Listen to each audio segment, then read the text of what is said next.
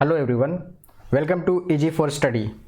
आज के इस वीडियो में जो हिस्ट्री का मास्टर वीडियो था उसका दूसरा पार्ट मिडिएवल इंडिया या मध्यकालीन भारत को स्टार्ट करने वाले हैं।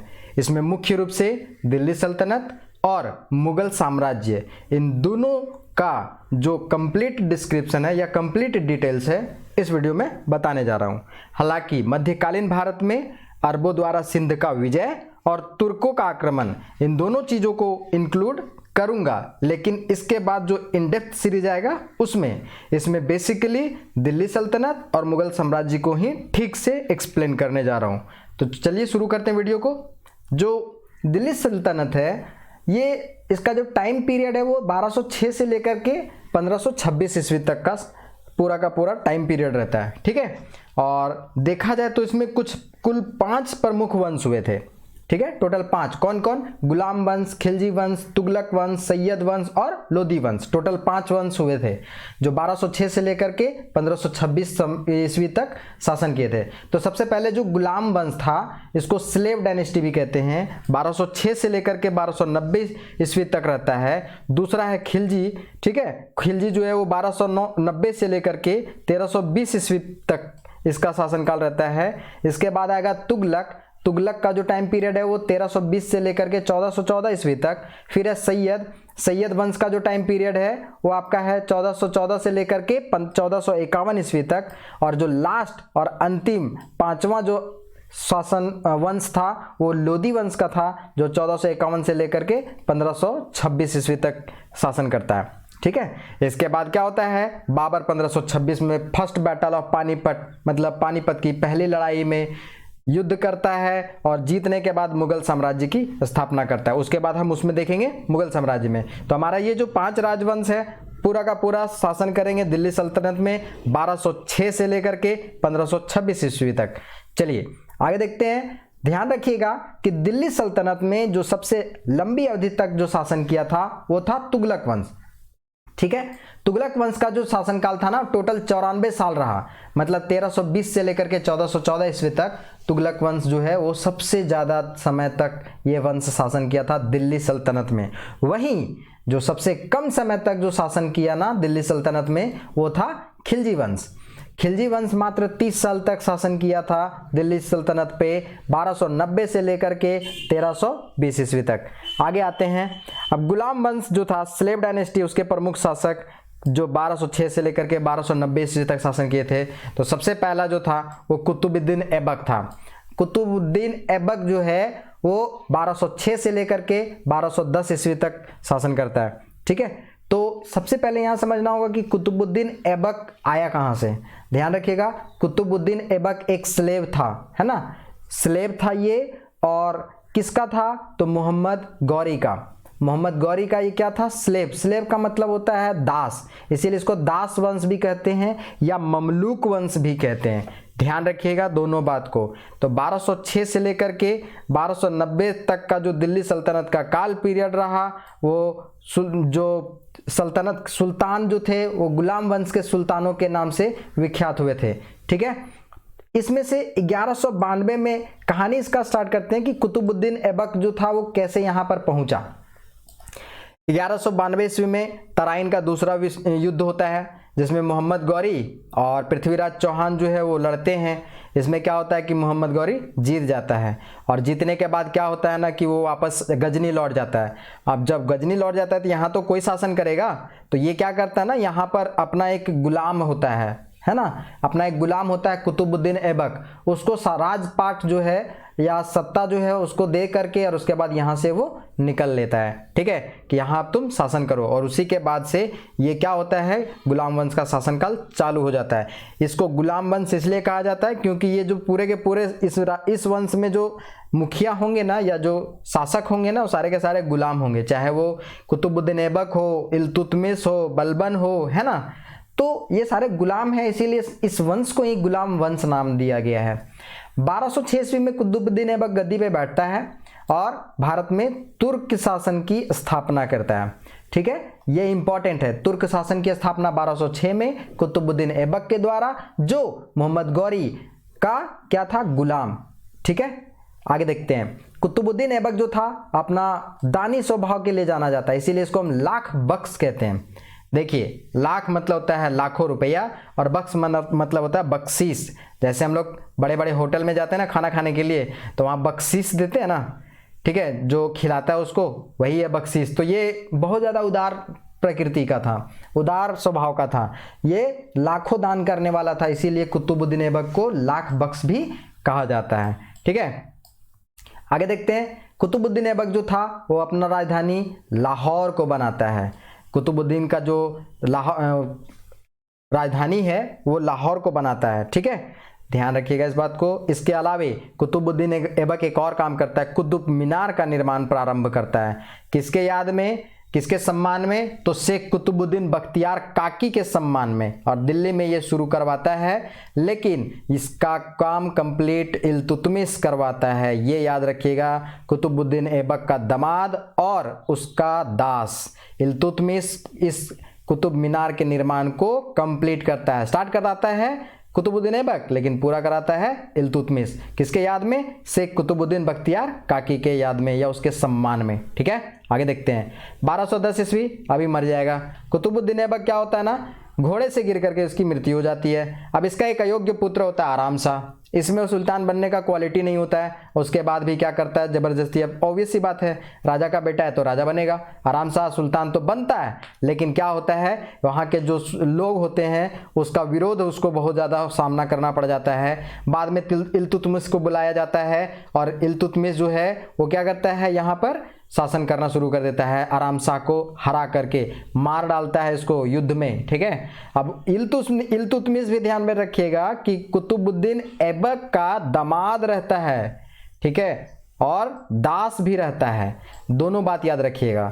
इल्तुतमिश जो है, जो 1210 से लेकर के 1236 तक शासन करता है, ये दामाद रहता है किसका? कुतुबुद्दीन ऐबक का। अब दामाद का मीनिंग समझिएगा, आप लोग नहीं जानते हैं तो हमको मत पूछिएगा।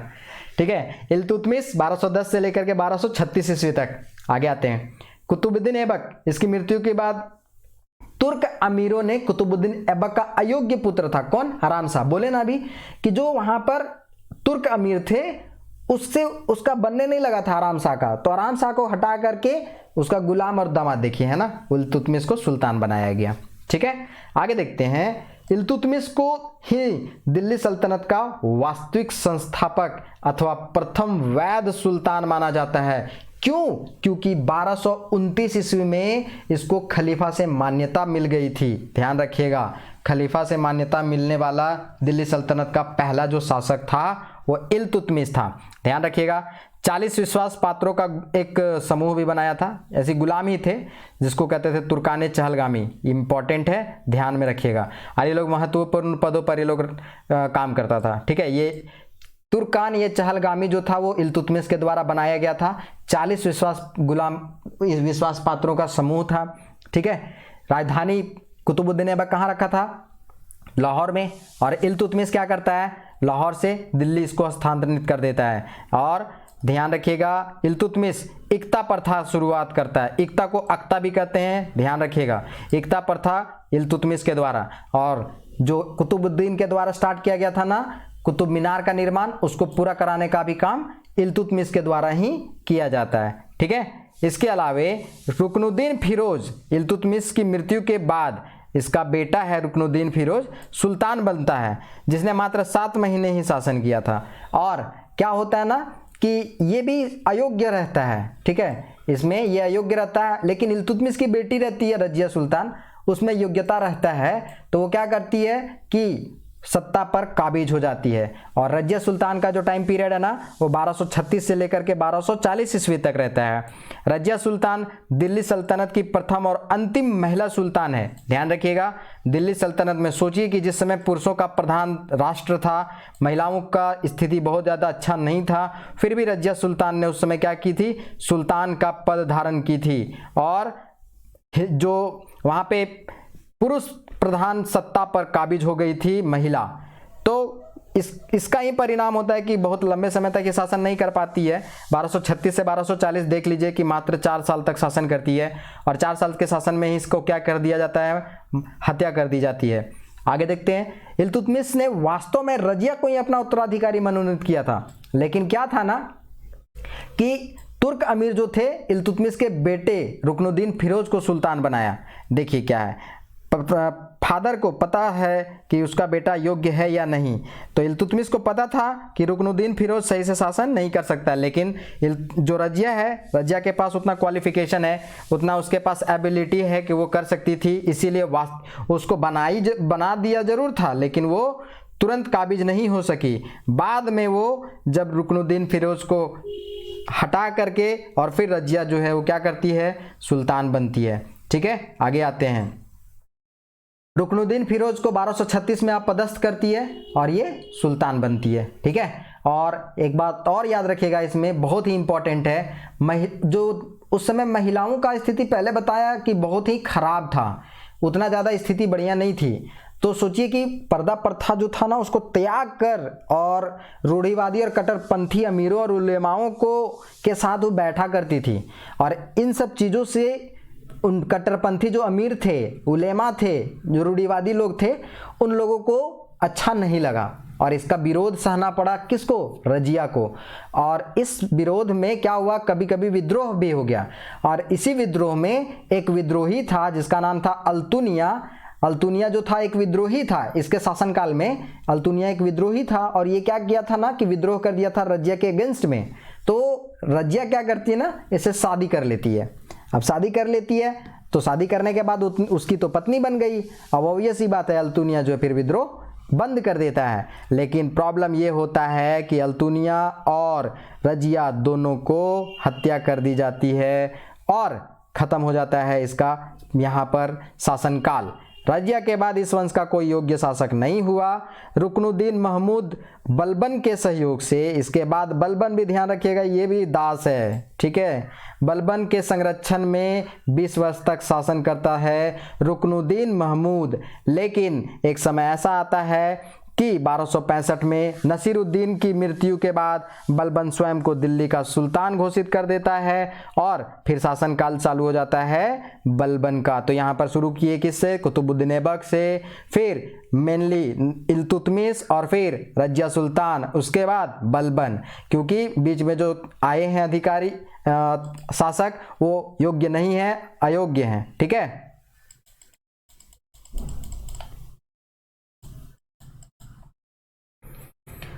जितने भी अधिकारी आए, जितने भी शासक आए वो अयोग्य हैं, इसीलिए अब आगे शासन करता है बलबन।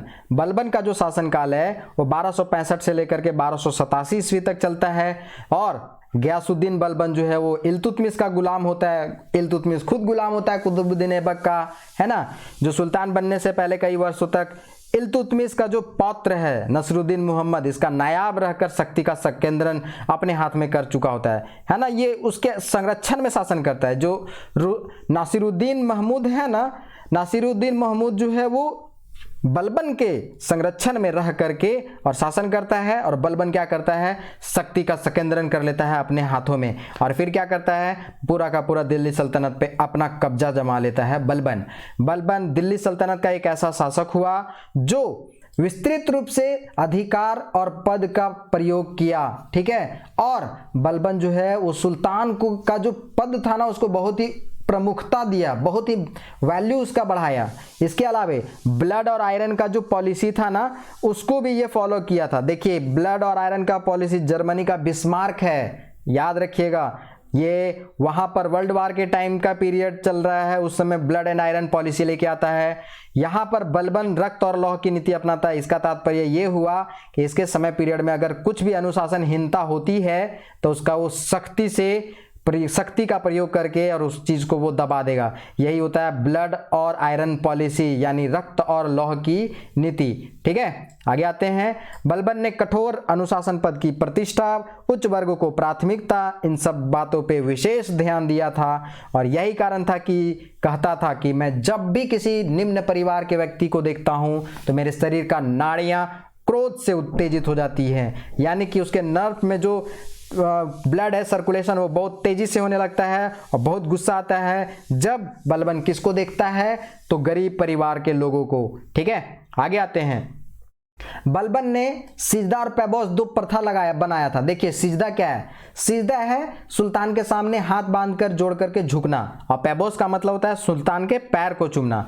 ये दोनों प्रथा जो था वो बलबन चलाया था। ये बहुत खतरनाक इंसान था बलबन, ध्यान रखिएगा, लेकिन बहुत स्ट्रिक्ट भी था। इसका बेटा मर जाता है शहजादा मोहम्मद, ध्यान रखिएगा, ठीक है। बलबन स्वयं को फारस के पौराणिक बादशाह अफर सियाब का वंशज कहता था, और जो तुर्क ए चहलगामी लेके आया था ना इल्तुतमिश, उसको ये क्या करता है, खत्म कर देता है। बताते हैं क्यों।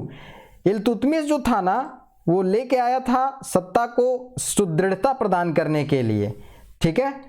तुर्क जो अमीर थे उसका ग्रुप था तुर्क चहलगामी, 40 गुलाम सरदारों का। अब बलबन क्या करता है ना कि इसको खत्म करता है, क्योंकि ये जानता है कि जिस दिन तुर्कान ये चहलगामी के लोग अगर मेरे अगेंस्ट में खड़े हो जाएंगे तो हमारा जो है सत्ता समाप्त कर देंगे, अपदस्थ कर देंगे, ठीक है। बाद में बलबन की मृत्यु के बाद दो अयोग्य इसका शासक बनता है। इसमें कैकुबाद और कैमूर्स, ये दोनों कुछ समय के लिए शासक बनते हैं, और उसके बाद ये पूरा का पूरा जो स्लेव डायनेस्टी था, गुलाम वंश है, वो खत्म हो जाता है, ठीक है। क्या होता है ना कि जलालुद्दीन खिलजी जो है ये भी इसका इधर रहता है, जो स्लेव डायनेस्टी है, गुलाम वंश है, उसी का सेनापति रहता है। अब अंतिम जो शासक है वो क्या करता है ना, उसको ये मार देता है। मारने के बाद जलालुद्दीन खिलजी क्या होता है ना, अब सत्ता पर काबिज हो जाता है और खिलजी डायनेस्टी को फॉर्म करता है। खिलजी वंश का प्रमुख शासक 1290 से लेकर 1320 ईस्वी तक ही चलेगा, ज़्यादा लंबा नहीं है, सबसे छोटा यही है, ध्यान रखिएगा। सबसे पहला जो शासक बनता है वो जलालुद्दीन खिलजी, और इसके बाद इसका भतीजा बनता है अलाउद्दीन खिलजी। 1290 से लेकर के 1296 तक मात्र 6 साल, ये बहुत ही बूढ़ा रहता है, ठीक है। और जलालुद्दीन खिलजी का समय भी 6 साल का मात्र रहता है। दिल्ली सल्तनत पर एक नवीन राजवंश का स्थापना करता है जलालुद्दीन खिलजी। कैमूर्स को क्या करता है ना, बलबन का ये पौत्र रहता है, बलबन का पौत्र रहता है सुल्तान कैमूर्स, इसको बंदी बना करके और खुद को सुल्तान घोषित कर देता है और नया राजवंश बनाता है, खिलजी डायनेस्टी, खिलजी वंश, है ना। उसके बाद क्या होता है कि जलालुद्दीन खिलजी के शासनकाल में ही दक्षिण भारत पर आक्रमण करता है मुसलमानों का, या कह सकते हैं कि जलालुद्दीन खिलजी के शासनकाल में ही मुसलमान जो थे वो दक्षिण भारत पर पहली बार क्या करते हैं, आक्रमण करते हैं। जो देवगिरी का शासक था ना रामचंद्र देव, उस पे होता है, ठीक है। और इस आक्रमण का नेतृत्व कौन करता है, आप जानते हैं कि दक्षिण का जो विजय होता है वो करता है अलाउद्दीन खिलजी। किसके काल में, जलालुद्दीन खिलजी के काल में। उस समय तक ये क्या रहता है, राजा नहीं रहता है। बाद में क्या करता है, 1296 में अलाउद्दीन खिलजी है वो जलालुद्दीन खिलजी अपना चाचा को क्या करता है, गर्दन काट करके और अपना दिल्ली का सिंहासन खुद को काबिज कर लेता है, ठीक है। लोगों का ज़्यादा विरोध ना हो इसीलिए ना लोगों को बहुत ज़्यादा पैसा देता है, और उससे क्या हो कि उसको एक्सेप्ट कर ले कि राजा अब अलाउद्दीन खिलजी है, ठीक है। अलाउद्दीन खिलजी 1296 से लेकर के 1316 ईस्वी तक शासन करता है, ठीक है। ध्यान रखिएगा ये एक साम्राज्यवादी शासक है, ठीक है। साम्राज्यवादी शासक उस शासक को कहते हैं जिसका इच्छा होता है कि पूरी तरह से बहुत उसका साम्राज्य का विस्तार है वो बहुत दूर दूर तक हो, बहुत विस्तार उसका बहुत ज़्यादा हो, उसको कहते हैं साम्राज्यवादी शासक।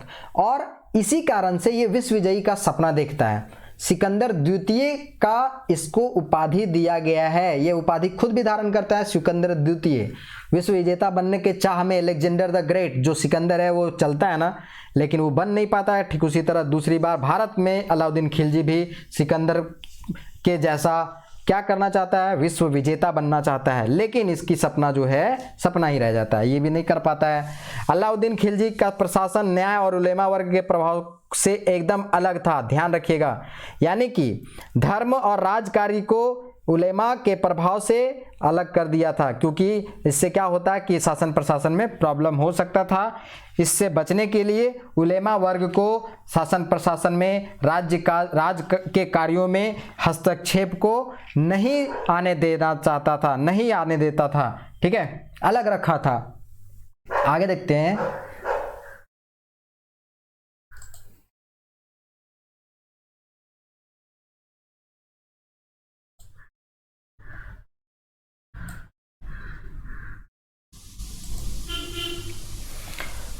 अलाउद्दीन जो था वो अस्थाई सेना रखने का प्रथा चालू किया था, ठीक है, और ये सैनिकों का हुलिया रखने और घोड़े को दागने का प्रथा भी चालू किया था। देखिए क्या होता है, सैनिकों का हुलिया का मतलब होता है ना उसका बॉडी स्ट्रक्चर कैसा है, ठीक है।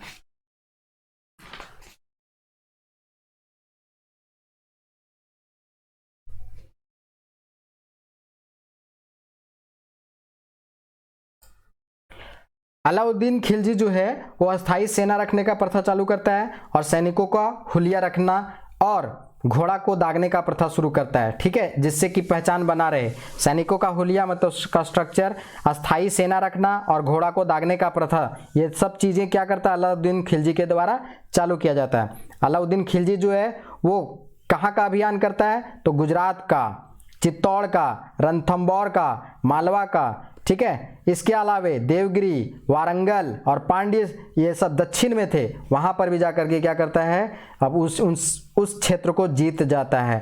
आगे जो अलाउद्दीन खिलजी है उसका जो दक्षिण का अभियान है ना, इसका एक दास रहता है, ठीक है, दास, हाँ, सेनापति और दास सब कह सकते हैं। इसको 1000 दिनारी भी कहते हैं, ठीक है। गुजरात से इसको 1000 दिनार में खरीदा गया था अलाउद्दीन खिलजी के द्वारा, जिसका नाम था मलिक काफूर। हालांकि अलाउद्दीन खिलजी और मलिक काफूर के संबंधों के बीच में बहुत ही बड़ा विवाद है, हम उस पर डिस्कस नहीं करेंगे। लेकिन ये जो मलिक काफूर है वो एक सेनापति होता है, बहुत ही योग्य सेनापति रहता है, क्योंकि ये क्या करता है ना कि दक्षिण के विजय में अलाउद्दीन का बहुत ही मदद करता है और कोहिनूर का जो हीरा था ना वारंगल के शासक से ये लाता है और अपने जो मालिक है अलाउद्दीन खिलजी उसको वो देता है। इसके अलावे चित्तौड़ का आक्रमण में राणा रतन सिंह के मारे जाने पर रानी पद्मावती ने जौहर कर लिया था। ये पद्मावती की चाह में अलाउद्दीन खिलजी जाता है, राणा रतन सिंह युद्ध करते हैं, लेकिन उसमें राणा रतन सिंह मारे जाते हैं। जब रानी पद्मावती को ये बात पता चलता है तो खुद की इज्जत और प्रतिष्ठा को बचाने के लिए खुद को वो जौहर कर लेती है। जौहर का मतलब होता है वहाँ की बहुत सारी स्त्रियाँ आग का एक चैम्बर टाइप रहता है उसमें चली जाती हैं, जिससे कि क्या हो कि जो शासक हैं जो आक्रमण करने आए हैं उनके जो इज्जत पे हाथ न डाल सके, इसीलिए जौहर करती थी, ठीक है। आगे देखते हैं, अलाउद्दीन खिलजी जो है वो अमीर खुसरो को संरक्षण प्रदान किया था, ठीक है। अमीर खुसरो नाम भी सुने होंगे, ठीक है। अमीर खुसरो के अलाउद्दीन खिलजी के टाइम पीरियड में ही अमीर खुसरो इनके कोर्ट में रहते थे, दरबार में रहते थे। अलाउद्दीन खिलजी जो है आर्थिक सुधारों के लिए बहुत ही ज़्यादा जाने जाते हैं। इसके पीछे रीज़न ये है कि आज तक उसका जो आर्थिक सुधार है उसको हमारा जो आज़ादी के बाद का टाइम पीरियड में भी इस चीज़ को आज तक फॉलो किया जा रहा है। आर्थिक सुधार क्योंकि इसका बहुत ही ज़बरदस्त था, ठीक है। न्याय व्यवस्था अलग था, ठीक है। तो वस्तु का मूल्य नियंत्रण करता था, वितरण व्यवस्था लेके आया था। तो कहीं ना कहीं इसका जो आर्थिक सुधार था वो बहुत ही ज़्यादा इम्प्रेसिव था। कुछ कुछ शासकों ने इसको कैरी किया, मतलब आगे बढ़ाया, लेकिन बहुत से शासकों ने क्या हुआ ना कि इसके कार्यों को छोड़ दिया। लेकिन आज भी हम इस समय के जो टाइम पीरियड में ये किए जाते थे, पॉलिसी लाए जाते थे, उसका अगर स्टडी किया जाए तो देखा जाए तो कहीं ना कहीं इसका मॉडिफाइड रूप जो है हम लोग आज के समय में देख सकते हैं, ठीक है। आगे देखते हैं, अलाउद्दीन खिलजी जो है अपने सैनिकों के लाभ के लिए तथा कम वेतन पर अच्छे एवं अधिक सैनिक रखने के उद्देश्य से बाजार नियंत्रण व्यवस्था लागू किया था। अब बाजार नियंत्रण व्यवस्था क्या होता है वो एक थोड़ा सा आपको हम एक्सप्लेन करते हैं। देखिए, इसको अलाउद्दीन खिलजी जो था वो विश्व विजेता बनने का सपना रखा था। इसको पूरा विश्व को जीतने का ये रखा था सपना।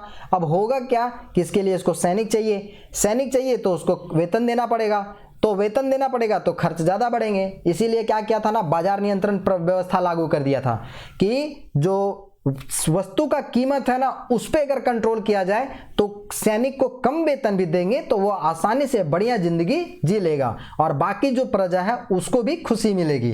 तो बाजार नियंत्रण प्रणाली या बाजार नियंत्रण व्यवस्था, वस्तु नियंत्रण प्रणाली, ठीक है। इन सब चीजों को वो क्या किया था ना, सुचारू रूप से लागू किया था, जिससे कि वस्तु का मूल्य जो है गुणवत्ता पर नियंत्रण स्थापित किया जा सके, ठीक है, और इसका एक बहुत ही विशाल सेना खड़ा किया जा सके, जिसका वो यूज करके विश्व विजेता बनने का सपना को पूरा कर सके।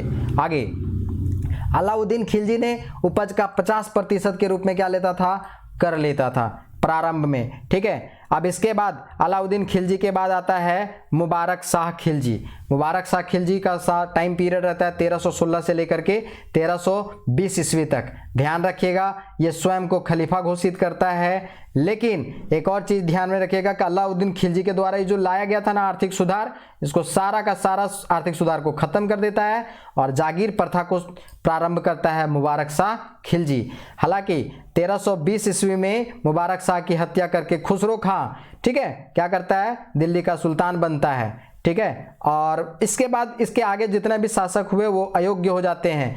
आगे उसके बाद तुगलक वंश का स्थापना किया जाता है गयासुद्दीन तुगलक के द्वारा। 1320 से लेकर के 1414 ईस्वी तक इसका शासनकाल रहता है तुगलक वंश का। तुगलक वंश में जो पहला शासक बनता है, जो तुगलक वंश का फाउंडर है, संस्थापक है, गयासुद्दीन तुगलक। और गयासुद्दीन तुगलक जो है वो 1320 से लेकर के 1325 ईस्वी तक शासन करता है। तुगलक वंश की स्थापना जो है गयासुद्दीन तुगलक के द्वारा वर्ष 1320 में की जाती है और गयासुद्दीन तुगलक को सबसे ज़्यादा कृषि विकास के लिए नहर बनाने वाला पहला सुल्तान कहा जाता है, क्योंकि एग्रीकल्चर के डेवलपमेंट में ही बहुत ही ज़्यादा योगदान देता है, क्योंकि सराय बनाना, ठीक है, नहर बनाना इसका सबसे फेवरेट काम था, बहुत ज़्यादा बनाया था ये, ठीक है। आगे अलाउद्दीन खिलजी जो था, गयासुद्दीन खिलजी द्वारा जो कठोरता से गयासुद्दीन ने अलाउद्दीन खिलजी 26 मिनट गयासुद्दीन खिलजी ने अलाउद्दीन खिलजी द्वारा की गई अत्यधिक कठोरता को कम किया और खुसरो खां द्वारा बांटे गए अतिरिक्त धन को गृहताओं से वापस ले लिया था। अब यही कारण से क्या होता है ना कि गयासुद्दीन तुगलक और वहाँ पर एक सूफी संत होते हैं निजामुद्दीन औलिया, इन दोनों के बीच में गड़बड़ हो जाती है, अनबन हो जाती है। और इसी में क्या होता है ना कि गयासुद्दीन तुगलक जो है वो बंगाल का विजय में जाता है 1325 ईस्वी के आसपास में, और जब अनबन होता है तो निजामुद्दीन औलिया को बंगाल अभियान से लौटते समय रोडवे में रहता है, उसी समय बोलता है कि निजामुद्दीन औलिया को वहीं से मैसेज देता है कि ये आप दिल्ली जो है वो छोड़ के निकल लीजिए, क्योंकि हम जब आएंगे तो उसके बाद आप वहाँ रहने के लायक नहीं रहेंगे।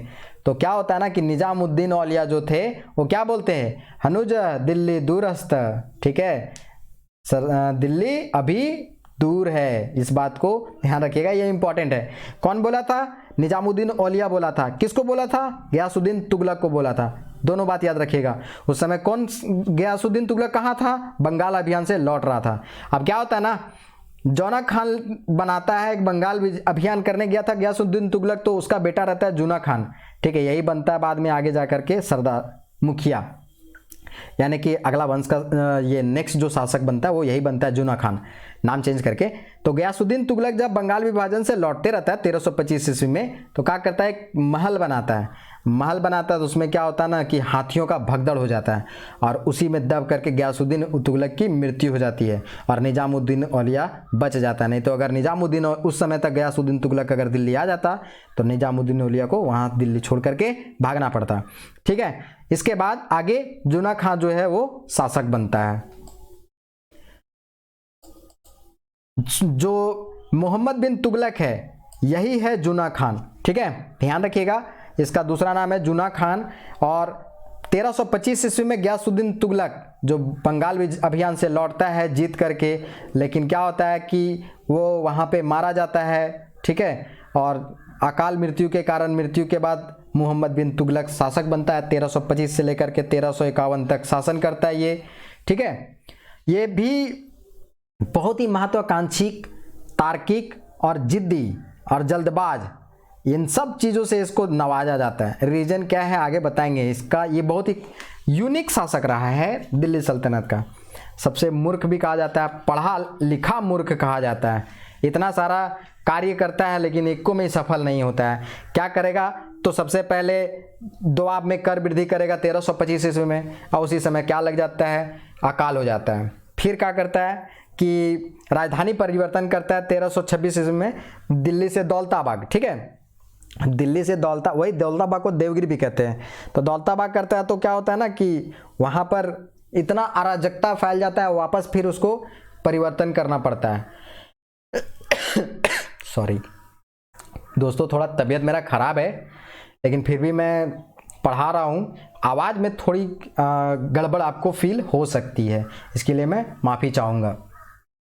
ठीक है, मोहम्मद बिन तुगलक जो है वो राजधानी भी परिवर्तन करेगा दिल्ली से दौलताबाग, लेकिन इसमें भी इसको अराजकता फेल हो जाता है, इसका अराजकता फैल जाता है और फेल हो जाता है, फिर वापस से दिल्ली लाना पड़ता है। ठीक है, इसके अलावे 2 अभियान करता है, खुरासान का अभियान और कराचिल का अभियान। बड़ा लंबा चौड़ा सेना व्यवस्था कर लेता है, पता चलता है, क्योंकि जो खुरासान और कराचिल वाला एरिया है ना, वहाँ पर ही सोचता है कि हम अपना उसको विजिट कर लेंगे उस क्षेत्र को, लेकिन नहीं कर पाता है। ठीक है, और दोनों जगह जो पॉलिटिकल इंस्टेबिलिटी था ना, वहाँ पर जो राजनीतिक अस्थिरता होती है वो स्थिर हो जाती है, जिसके कारण से खुरासान और कराचिल का अभियान है वो भी फेल कर जाता है। और यही कारण है, इन्हीं सब विफलताओं के कारण से ना इसको तार्किक, जिद्दी और जल्दबाज कहा जाता है। इसके अलावा पढ़ा लिखा मूर्ख शासक भी कहा जाता है मोहम्मद बिन तुगलक को, जिसका शासनकाल 1325 से लेकर के 1351 ईस्वी तक रहता है। आगे देखते हैं, ये मोहम्मद बिन तुगलक, ठीक है, इसी के समय में विजयनगर साम्राज्य और बहमनी साम्राज्य की स्थापना होती है दक्षिण भारत में। इसके अलावे मोहम्मद बिन तुगलक जो था एक उदार शासक भी था, और वह दिल्ली सल्तनत का एकमात्र ऐसा शासक था, या पहला शासक था, एकमात्र नहीं कह सकते हैं, पहला शासक था जो हिंदुओं के त्यौहार में जैसे होली में भाग लेता था, होली खेलता था। ठीक है, उसके अलावा मोहम्मद बिन तुगलक जो था इल्तुतमिश के बाद दिल्ली सल्तनत का दूसरा ऐसा सुल्तान जिसने खलीफा से मान्यता प्राप्त की थी। इल्तुतमिश को भी खलीफा से क्या मिला था, मान्यता, और मोहम्मद बिन तुगलक को भी खलीफा से मान्यता मिला था। ठीक है, खलीफा मुसलमानों का एक सर्वोच्च पद होता है। ठीक है, आगे देखिए, कृषि के विकास के लिए एक पृथक कृषि विभाग दीवान एक कोही की स्थापना करता है। ठीक है, इसके अलावा मोहम्मद बिन तुगलक जो है वो 1347 में प्लेग के प्रकोप से बचने के लिए कन्नौज के निकट स्वर्गद्वारी नामक स्थान पर शरण लेता है। पता चला कि प्लेग फैल जाता है, लगता है कि अब इसकी मृत्यु हो जाएगी, इसे बचने के लिए स्वर्गद्वारी नामक स्थान पर जाकर के छुपता है। इसके अलावा इब्न बतूता इसी के टाइम में आता है भारत। ठीक है, इब्न बतूता इसी के, ये अफ्रीकी यात्री रहता है। बाद में 1351 ईस्वी में मोहम्मद बिन तुगलक की मृत्यु हो जाती है। मोहम्मद बिन तुगलक को MBT भी कहा जाता है, शॉर्ट में ध्यान रखिएगा, M से मोहम्मद, B से मोहम्मद बिन और T से तुगलक, MBT। उसी तरह FST का मतलब होता है फिरोज शाह तुगलक। अभी MBT मरेगा ना, मोहम्मद बिन तुगलक 1351 में मरेगा, तो इसके बाद फिरोज शाह तुगलक आएगा 1351 से लेकर के 1388 ईस्वी तक। मोहम्मद बिन तुगलक का कोई उत्तराधिकारी न होने के कारण से इसका चचेरा भाई है, ठीक है, इसका चचेरा भाई है फिरोज शाह तुगलक, 1351 में दिल्ली का सुल्तान बनता है। ठीक है, अब जब दिल्ली का सुल्तान बनता है तो एकमात्र ऐसा सुल्तान था दिल्ली सुल्तनत का जो राज्य की आमदनी का ब्यौरा तैयार करवाया था। ठीक है, कि कहाँ से कितना पैसा आता है। इसके अलावा ये भी नहर का निर्माण बहुत ज़्यादा करवाया था, सिंचाई कर भी लगाया था ये। इसके अलावा फिरोज शाह ने हिंदू ब्राह्मणों पर भी जजिया कर लगा। ये वाला क्वेश्चन आता है, वो कौन सा दिल्ली सल्तनत का शासक था जो हिंदू ब्राह्मणों पर भी जजिया लिया था, तो FST फिरोज शाह तुगलक। और फिरोज शाह तुगलक जो था ना वो उलेमा वर्ग को पुनः प्रशासन में प्रमुखता दी थी। जो अलाउद्दीन खिलजी हटा दिया था ना उलेमा के प्रभाव को, लेकिन ये फिरोज शाह तुगलक जो है वो उलेमा वर्ग के को प्रशासन में प्रमुखता से वैल्यू देता है। इसके अलावा फिरोज शाह तुगलक के काल में ही खिजराबाद और मेरठ से अशोक के 2 स्तंभों को ला करके और दिल्ली में स्थापित किया गया था। ये वाला भी क्वेश्चन आता है, ये फिरोज शाह तुगलक मंगाता है, कहाँ से, खिजराबाद से और मेरठ से। किसका स्तंभ रहता है, अशोक का स्तंभ रहता है, कहाँ लाता है, दिल्ली। ठीक है, फिरोज शाह तुगलक के बाद तुगलक वंश का पतन शुरू हो गया और इस वंश में कोई योग्य शासक नहीं हुआ। ठीक है, और तुगलक वंश का अंतिम शासक नसरुद्दीन मोहम्मद, ये क्या होता है, इसके काल में समरकंद के शासक तैमूर लंग आता है 1398 में और भारत पर आक्रमण करता है। तैमूर लंग 1398 में, ठीक है। फिर इसके बाद सैयद वंश आएगा, तो सैयद वंश 1414 से लेकर के 1451 तक, ठीक है। और जो सैयद वंश का स्थापना है वो खिज्र खां के द्वारा किया जाता है 1414 से लेकर के 1421 ईस्वी तक। पंजाब में तैमूरलंग के गवर्नर रहे खिज्र खां ने सैयद वंश की स्थापना की थी, ठीक है। पंजाब, क्योंकि तैमूरलंग का उस समय ये आ गया था ना, वो आ गया था, अटैक हुआ था भारत में, तो उसी का ये गवर्नर रहता है, तो बोलता है कि तुम यहीं रह जाओ, और यहाँ पर सैयद वंश की स्थापना करके और शासन करने लगता है। 1414 में खिज्र खां जो है तैमूरलंग का गवर्नर रहता है और खिज्र खां सैयद वंश की स्थापना कर देता है। इसके पूर्वज जो थे वो अरब से आए थे और स्वयं को पैगंबर का वो वंशज मानता था, अतः उसी को सैयद कहा जाता था, इसीलिए वो सैयद वंश अपना नाम रखा था अपने वंश का, ठीक है। इस वंश में खिज्र खां के बाद 3 शासक हुए, किंतु कोई भी योग्य नहीं था, और यही कारण था कि ये जल्द ही इसका शासनकाल खत्म हो जाता है, ठीक है। जब सैयद वंश खत्म होता है तो उसके बाद आता है लोदी वंश। सैयद वंश के बाद लोदी वंश। लोदी वंश जो है ये 1451 से लेकर के 1526 ईस्वी तक शासन करता है। लोदी वंश, बहलोल लोदी जो है इस वंश का संस्थापक है। 1451 से लेकर के 1489 ईस्वी तक शासन करता है बहलोल लोदी, ठीक है। और ये बहुत ही शक्तिशाली और चतुराई वाला आदमी रहता है, ठीक है। अफगान वंश का स्थापना ये बहलोल लोदी जो करता है ना, ये शक्तिशाली भी रहता है और बहुत ही चतुर रहता है। बहलोल लोदी को जौनपुर को दिल्ली सल्तनत से मिलाने में भी सफलता मिली, ठीक है। और एक बात और याद रखिएगा कि बहलोल लोदी जो था सबसे लंबी अवधि तक शासन करने वाला सुल्तान था लोदी वंश का, ठीक है। अब बहलोल लोदी के बाद आता है 1489 से लेकर के 1517 तक सिकंदर लोदी, ठीक है। सिकंदर लोदी के बारे में जानते हैं। बहलोल लोदी के बाद इसका बेटा सिकंदर लोदी, ठीक है। बहलोल लोदी के बाद उसका बेटा निजाम खां 1489 में सुल्तान सिकंदर शाह की उपाधि धारण कर दिल्ली की सीधा सिंहासन पर बैठता है, और यही सिकंदर शाह बनता है सिकंदर लोदी, याद रखिएगा। ये बहलोल लोदी का बेटा है, नाम ऐसी रहता है निजाम का, लेकिन जब भी शासन पर बैठता है ना ये लोग तो नाम चेंज कर लेता है उपाधि धारण करके, है ना। सिकंदर लोदी ने ही वर्ष 1504 ईस्वी में आगरा नगर की स्थापना किया था, याद रखिएगा। सिकंदर लोदी आगरा का स्थापना 1504 में, और राजधानी इसको क्या करता है 1506 में इसी को आगरा को बनाता है ये। इसके अलावा लोदी में सिकंदर लोदी जो है वो राजस्व व्यवस्था में सुधार करता है, और भूमि के माप के लिए सिकंदरे गज या गज ए सिकंदरी नाम याद रखिएगा। प्रमाणिक गज रहता है, गज मतलब होता है मेजरमेंट करने का यूनिट, है ना। गज ए सिकंदरी का जो कंसेप्ट है वो सिकंदर लोदी के द्वारा लाया जाता है। सिकंदर लोदी को फारसी कविताएं लिखने का भी शौक था, और वो गुलरुखी उपनाम से, ये क्वेश्चन आया हुआ है, ठीक है। गुलरुखी उपनाम से क्या करता था, कविताएं लिखता था।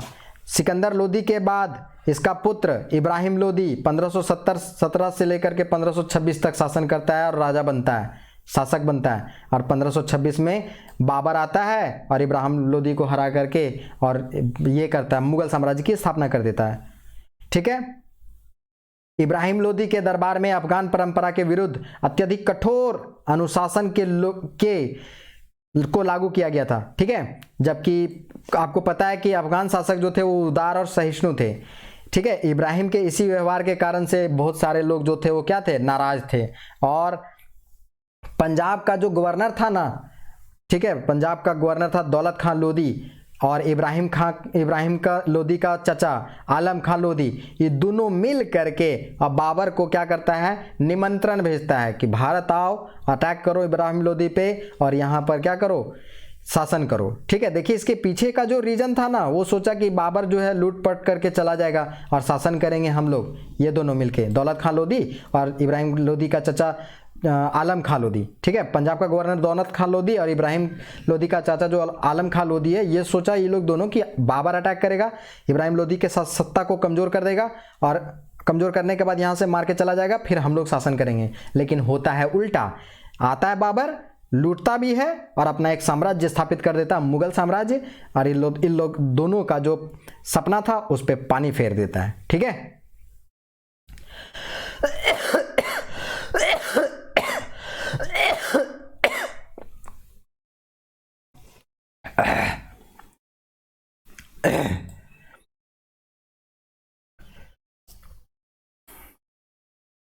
अब क्या होता है कि 1526 में इब्राहिम लोदी और बाबर के बीच में युद्ध होता है, फर्स्ट बैटल ऑफ पानीपत, यानी कि पानीपत की पहली लड़ाई।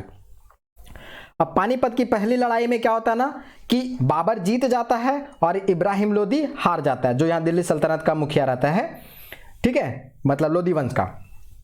तो पानीपत के प्रथम युद्ध में हारने के बाद इब्राहिम लोदी जब ये हो जाता है, इसकी हार हो जाती है, तो बाबर जो है वो क्या करता है, एक स्थापना करता है किसका, साम्राज्य का, ठीक है। और मुगल साम्राज्य जो है वो 1526 में बाबर के द्वारा इसका नींव रखा जाता है। इसके अलावे देखते हैं कि जब दिल्ली सल्तनत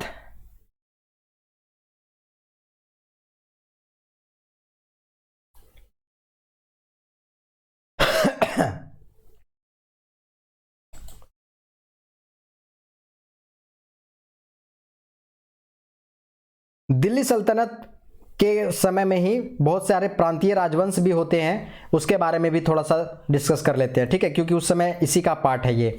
तुगलक काल के समय में ही उत्तर और दक्षिण भारत में अलग अलग छोटे छोटे प्रांतों में राजवंश छोटे छोटे जो है स्वतंत्र रूप से अपना राज्य की स्थापना करते हैं, ठीक है। बेसिकली क्या होता है ना कि सल्तनत का जो ताकत है वो कमज़ोर हो जाता है ना, तो जो छोटे छोटे प्रांतीय अमीर होते हैं वो विद्रोह करके और अपना अलग अलग राज्य स्थापित करते हैं। उसी में विजयनगर और बहमनी साम्राज्य की स्थापना की जाती है, ठीक है। तो दक्षिण भारत में दो राज्य, ठीक है, एक विजयनगर और दूसरा बहमनी साम्राज्य की स्थापना की जाती है, दोनों दक्षिण भारत में, याद रखिएगा। विजयनगर साम्राज्य बहुत ही इंपॉर्टेंट है। मोहम्मद बिन तुगलक के समय में दक्षिण भारत में कृष्णा नदी के तट पर, कृष्णा नदी के तरफ, ठीक है, हिंदू साम्राज्य विजयनगर साम्राज्य की स्थापना होती है और इसकी स्थापना 1326 ईस्वी में दो भाई हरिहर और बुक्का, इनके द्वारा विजयनगर की स्थापना की जाती है। और तुंगभद्रा नदी के तट पर विजयनगर, अभी हम्पी जो एरिया है ना, वहाँ पर इसका क्या किया गया था, हम्पी को ये बनाया गया था राजधानी, ठीक है। विजयनगर साम्राज्य पर क्या किसका किसका सा कौन कौन वंश आए, तो एक था संगम वंश जो पहला था, उसके बाद सालू वंश, फिर तुलु वंश और अंत में आरविडु वंश। ध्यान रखिएगा, विजयनगर साम्राज्य में संगम वंश, सालू वंश, तुलु वंश और आरविडु वंश, इन सभी शासन वंशों का शासन हुआ था। इसके अलावे विजयनगर साम्राज्य जो था, प्रथम साम्राज्य या इसका जो प्रथम राजवंश था वो संगम वंश था और इसका जो फाउंडर था पहले बता दिए हैं हरिहर और बुक्का। तो हरिहर और बुक्का के बाद देवराय प्रथम 1406 से लेकर के 1422 ईस्वी तक शासन करते हैं। फिर देवराय द्वितीय जो 1426 से लेकर के 1446 तक शासन करते हैं, बहुत ही इंपॉर्टेंट राजा रहे, ठीक है, विजयनगर साम्राज्य का। इसके अलावा सबसे महत्वपूर्ण ये वाला 1509 से लेकर 1529 ईस्वी तक जो कृष्णदेव राय है ना, ये सबसे ज़्यादा इंपॉर्टेंट शासक रहे हैं विजयनगर साम्राज्य का। और 1509 से 1529 ईस्वी के बाद ये 1542 से 1567 ईस्वी तक सदाशिवराव, ठीक है, तुलु वंश के प्रमुख शासक रहे। देखिए पहले बता दिए हैं कि उधर जो 2-3 वंश है इसी के अंदर आएंगे, ठीक है। तो इसके इंपॉर्टेंट राजा जो है उसके बारे में, वो इंपॉर्टेंट शासक है जो उसके बारे में बता रहा है। इसके अलावा विजयनगर साम्राज्य का जो प्रसिद्ध शासक था कृष्णदेव राय, बताए ना अभी 1509 से लेकर 1529 ईस्वी तक शासन करते हैं। ये भारतीय इतिहास के सर्वश्रेष्ठ शासक में इनका नाम आता है, ठीक है। और बहुत ही विद्वान, संस्कृत और तेलुगु भाषा में ना ये रचना करते थे, ठीक है। अमुक्त माल्यद ये कृष्णदेव राय की रचना है जो प्रशासन और राजनीतिक विषय पर एक तेलुगु ग्रंथ की रचना किए थे। इसके अलावा ये एक उपाधि भी धारण किए थे, आंध्र भोज की उपाधि धारण किए थे, कौन, कृष्णदेव राय। इसके अलावा विजयनगर साम्राज्य में विदेशी यात्री भी आए थे। इटली का था निकोलो कोंटी, है ना, ये देवराय प्रथम के काल में ही भारत आया था। इसके अलावा पुर्तगाल का था डोमिंगो पायस, ठीक है, डोमिंगो पेज, ये कृष्णदेव राय के शासनकाल में ही विजयनगर का यात्रा किया था।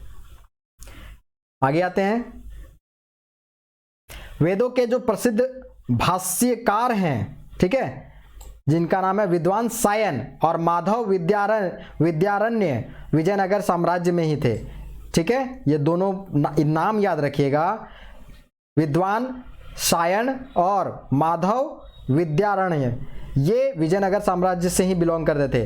विजयनगर साम्राज्य जो था वो समकालीन बहमनी राज्य से सदैव संघर्ष बना रहा। देखिए, बहमनी और विजयनगर दोनों का एक समय हुआ था और ये दोनों बीच में भिड़ाई, लड़ाई झगड़ा सब चलते रहता था। 1565 ईस्वी में तालीकोटा का युद्ध, ठीक है, और इसी से क्या होता है, विजयनगर साम्राज्य इसमें हार जाता है, ठीक है। तालीकोटा के युद्ध में 15 राक्षस तांगड़ी का भी युद्ध कहा जाता है इसको। 1565 वाला जो तालीकोटा युद्ध है ना, इसको राक्षस तांगड़ी का युद्ध भी कहा जाता है, और इसी में ये विजयनगर साम्राज्य का जो साम्राज्य वो समाप्त हो जाता है। अब आते हैं बहमनी साम्राज्य। बहमनी साम्राज्य का जो सिचुएशन है वो क्या है, दिल्ली के सुल्तान मोहम्मद बिन तुगलक से असंतुष्ट होकर के दक्षिण के मुस्लिम अमीरों ने दक्षिण भारत में एक मुस्लिम राज्य की स्थापना की जिसे कहा जाता है बहमनी राज्य, और इसकी स्थापना, ठीक है, हसन गंगू के द्वारा किया गया था। और हसन गंगू ने कौन से नाम से, तो अलाउद्दीन हसन बहमन शाह के नाम से 1347 ईस्वी में सत्ता ग्रहण की और गुलबर्गा को अपना राजधानी बनाया। यानी बहमनी साम्राज्य का जो स्थापना है हसन गंगू किस नाम से, तो हसन अलाउद्दीन हसन बहमन शाह के नाम से 1347 में स्थापना करता है और गुलबर्गा को राजधानी बनाता है, बहमनी राज्य की राजधानी गुलबर्गा, ठीक है। ये विद्वान और शक्तिशाली शासक फिरोज शाह बहमन राज्य का प्रसिद्ध शासक हुआ, ठीक है, बहमनी साम्राज्य का। और 1417 में एक रूसी यात्री था निकितन, ये बहमनी राज्य की स्थापना ये करता है, विजिट करता है, यात्रा करता है। बहमनी राज्य में गोलकुंडा की हीरे की खान तथा रायचूर दोआब, दोआब कहते हैं दो नदियों का क्षेत्र, ठीक है, दो नदियों का जो मीटिंग पॉइंट होता है, जो क्षेत्र होता है उसको दोआब कहते हैं। वो दोआब बहुत ही उपजाऊ क्षेत्र होता है। उपजाऊ क्षेत्र विजयनगर और बहमनी राज्य के बीच संघर्ष का मुख्य कारण बनता है, ठीक है, क्या है कि यहाँ पर खेती बाड़ी बहुत ज़्यादा होता है, एग्रीकल्चरल एक्टिविटी ज़्यादा होता है, तो यहाँ से ज़्यादा रेवेन्यू आता है, जिसके कारण से युद्ध होते रहता है बहमनी और विजयनगर साम्राज्य के बीच में। बहमनी साम्राज्य का शासक था महमूद शाह। 1482 से लेकर 1518 ईस्वी तक के शासनकाल में सरदारों ने के आपसी संघर्ष के कारण से बहमनी राज्य जो था ना वो 5 छोटे छोटे राज्यों में बट गया। ऑब्वियस सी बात है, अगर सत्ता का केंद्रीकरण नहीं होगा तो क्या होगा, छोटे छोटे राज्यों में इसका बंटवारा हो जाएगा, और यही होता है। सबसे पहला जो था राज्य बरार, इसका स्थापना 1484 ईस्वी में इमाद शाही फतेह इमाद शाह के द्वारा, ठीक है, राजवंश क्या था, इमाद शाही राजवंश, और संस्थापक कौन था, फतेह इमाद शाह।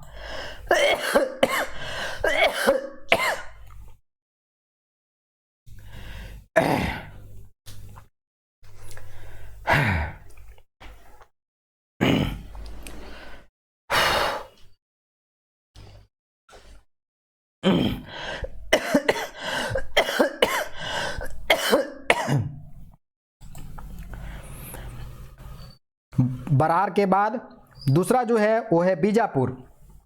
बीजापुर की स्थापना 1489 ईस्वी में आदिल शाही यूसुफ आदिल शाह के द्वारा, आदिल शाही वंश की स्थापना यूसुफ आदिल शाह के द्वारा। इसके अलावे अहमदनगर राज्य की स्थापना 1490 ईस्वी में, राजवंश था निजाम शाही और इसके संस्थापक थे मलिक निजाम शाह। इसके अलावे गोलकुंडा, गोलकुंडा जो था वो 1518 में स्थापित किया गया था और इसका जो राजवंश था वो था कुतुब शाही वंश राजवंश और संस्थापक थे कुतुब शाह। इसके अलावे बिदर, बिदर जो था वो 1526 में स्थापना किया जाता है इसका और राजवंश रहता है बरीद शाही और इसके जो संस्थापक होते हैं अमीर अली बरीद। ये 5 राजवंश में बट जाता है बहमनी राज्य। इसके पीछे रीजन होता है कि सत्ता जो है वो केंद्र के पास या पावर जो है वो उसका सही से यूटिलाइजेशन नहीं हो पाता है कंट्रोल करने के लिए, इसीलिए ये लोग अलग अलग छोटे छोटे राज्यों में बट जाते हैं। 5 राज्यों में बहमनी साम्राज्य जो है वो बट जाता है। इसके अलावे अब जो है मुख्य रूप से देखा जाए तो मुगल साम्राज्य, ये तो छोटे छोटे उसी समय के जो राजवंश थे उसका था। अब है मुगल साम्राज्य। 1526 में बाबर आता है, इब्राहिम लोदी के साथ झगड़ा करता है, लड़ाई करता है और लोदी वंश को हटा करके और बाबर मुगल साम्राज्य की स्थापना करता है। यही है दिल्ली सल्तनत का जो अंतिम सुल्तान होता है इब्राहिम लोदी। पानीपत का प्रथम युद्ध 1526 में पराजित होता है। बाबर मुगल साम्राज्य की नींव रखता है। मुगल शासन का भारत में 300 वर्षों से अधिक शासन रहता है क्योंकि 1526 से लेकर के 1857 तक, ठीक है।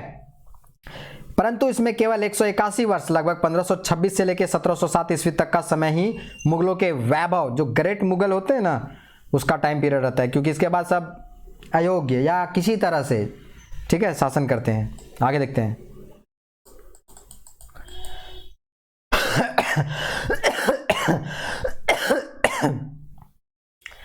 वर्ष 1707 में औरंगजेब की मृत्यु के बाद भारतीय इतिहास में एक नए युग की शुरुआत होती है, जिसको कहते हैं उत्तर मुगल काल।